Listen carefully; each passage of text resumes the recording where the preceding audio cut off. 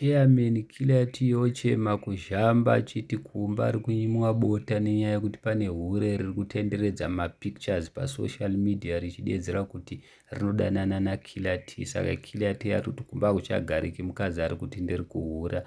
Hi guys, welcome to Zim Celebrity TV. If you are new to this channel, please subscribe, but if you are returning subscriber, welcome back. Saka Killer T anyora achiti hure racho rinonzi Card Rose, anyora achiti iye but why mani amana unobenefita chii pakunyepera vanhu kuti unodanana neni mwana wamai? Ndokumbirawo ruregerero kana paine chandakakutadzira than kuti unyepere vanhu kuti unodanana neni. Wauchidaro hatisati kana tamboita handshake zvayo.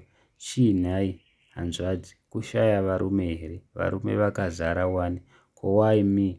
Handikuzive, everyday ndotumirwa mapics ako uchinyepera vanhu kuti unodanana neni. Pressure yacho ndeyeiko nhai? Ndakambotanga ndichifunga kuti pamwe uri fani ukusapota but wazonyanya wangu. Hazvichaita izvi.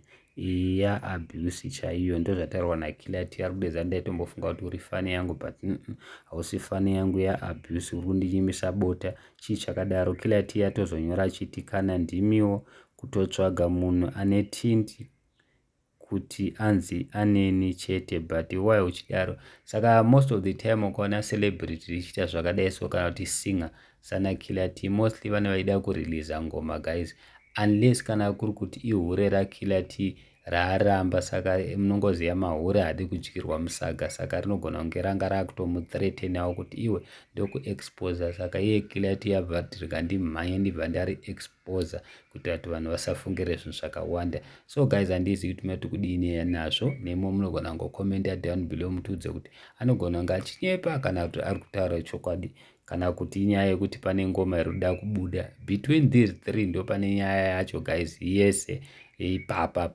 panyaya yandakuudzai.